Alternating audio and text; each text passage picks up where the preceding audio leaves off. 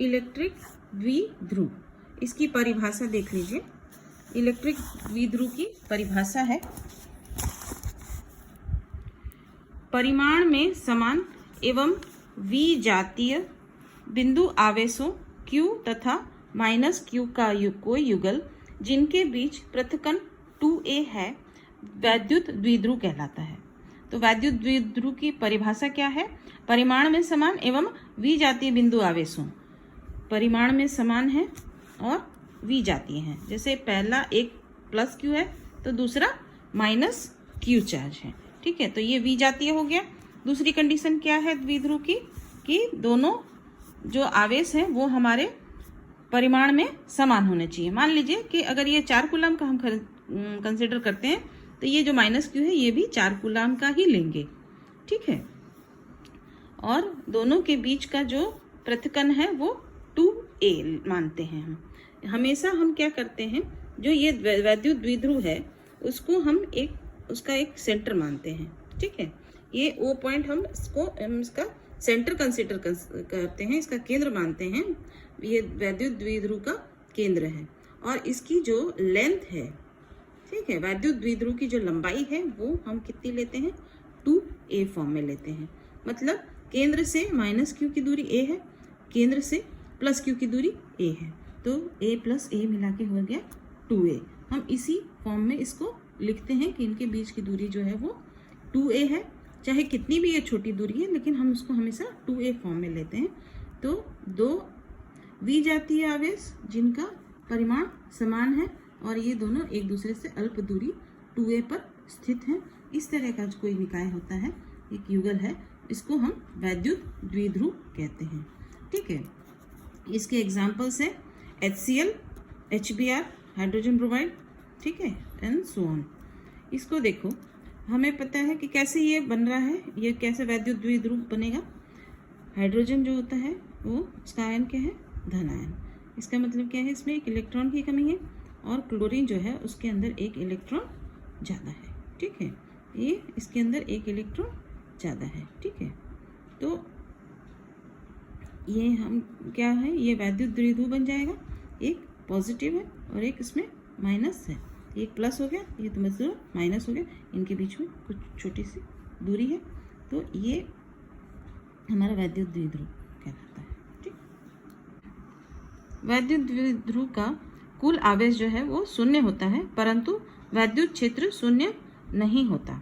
वैद्युत द्विध्रुव का कुल आवेश कैसे 0 हो जाता है, क्योंकि हम +Q और -Q दोनों विपरीत उसके लेते हैं, तो ये +4C है तो ये -4C हो जाएगा, तो 4C - 4C 0 हो जाएगा। तो कुल आवेश हमेशा वैद्युत द्विध्रुव का 0 ही रहेगा, लेकिन उसका वैद्युत क्षेत्र 0 नहीं होता है, उसका कोई ना कुछ वैद्युत क्षेत्र होता है। तो जो आगे टॉपिक्स हैं उसमें हमको क्या लेना है कि वैद्युत द्विध्रुव के अक्ष पर रखी कहीं पे वैद्युत द्विध्रुव के अक्षीय स्थिति में हमको एक पॉइंट कंसिडर करके वहाँ पे इसका वैद्युत क्षेत्र ज्ञात करना है। दूसरा उसकी निरक्षीय स्थिति पे, मतलब इससे परपेंडिकुलर पे, O से हम एक परपेंडिकुलर बनाएंगे, एक सीधा परपेंडिकुलर ऊपर, और उधर एक परपेंडिकुलर पे एक पॉइंट कंसिडर करेंगे जहाँ पे हमको वैद्युत क्षेत्र निकालना है। तो 2 स्थिति में हमको इसमें वैद्युत क्षेत्र निकालना है, एक इसकी अक्षीय स्थिति से, दूसरा इसके निरक्षीय स्थिति से। तो वैद्युत द्विध्रुव का वैद्युत क्षेत्र निकालने से पहले हम देखेंगे कि वैद्युत द्विध्रुव आघूर्ण क्या होता है। एक और इसमें टर्म है वैद्युत द्विध्रुव आघूर्ण, इससे रिलेटेड हमने देख लिया वैद्युत द्विध्रुव क्या होता है, वैद्युत द्विध्रुव का केंद्र क्या होता है, वैद्युत द्विध्रुव की लंबाई क्या होती है। अब इससे रिलेटेड एक और टर्म है वैद्युत द्विध्रुव आघूर्ण, ठीक है। वैद्युत द्विध्रुव आघूर्ण को हम स्मॉल p से डिनोट करते हैं, वैद्युत द्विध्रुव आघूर्ण को हम स्मॉल p से डिनोट करते हैं, और इसका फॉर्मूला है P = Q × dA। ये आता कैसे है, P = एक आवेश का परिमाण। हमें पता है कि वैद्युत द्विध्रुव में 2 आवेश होते हैं, दोनों एक दूसरे से विपरीत और परिमाण में सेम होते हैं। तो कोई भी एक आवेश का परिमाण इंटू दोनों आवेशों के बीच की न्यूनतम दूरी। दोनों आवेशों के बीच की न्यूनतम दूरी क्या है हमारी, 2a और आवेश का परिमाण क्या है, हमने q लिया हुआ है, तो आवेश का परिमाण, एक आवेश का परिमाण इंटू 2a, यही हमारा वैद्युत द्विध्रुव आघूर्ण कहलाता है। इसकी अगर हम डेफिनेशन देखें तो इसकी डेफिनेशन है, दो बराबर परंतु विपरीत प्रकार के बिंदु आवेश, दो बराबर परंतु विपरीत प्रकार के बिंदु आवेश एक दूसरे से अल्प दूरी पर स्थित होते हैं। किसी एक आवेश तथा दोनों आवेशों के बीच की दूरी के गुणनफल को ही वैद्युत द्विध्रुव कहते हैं। ठीक है, ये इसकी डेफिनेशन है।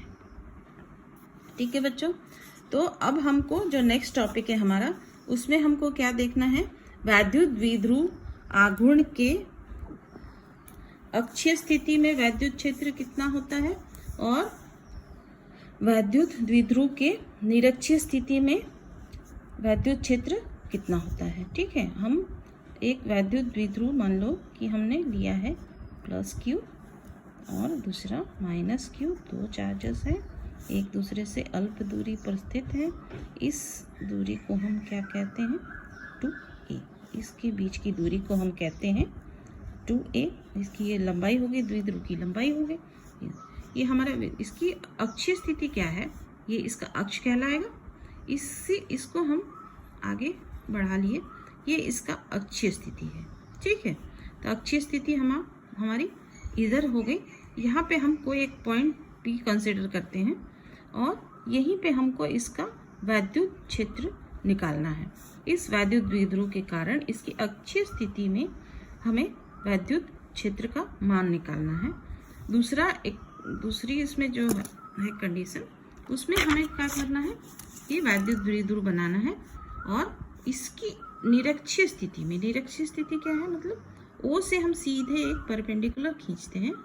ठीक है, सीधा रहेगा और यहाँ पे कोई भी दूरी पर हम एक पॉइंट P कंसिडर कर रहे हैं और इस पॉइंट पे हम इसकी ये निरक्षीय स्थिति में यहाँ पे हम वैद्युत क्षेत्र कैलकुलेट करते हैं। तो दो पोजीशन पे हमको इसका वैद्युत क्षेत्र निकालना है, एक इसकी अक्षीय स्थिति में, दूसरा निरक्षीय स्थिति में। ठीक है बच्चों।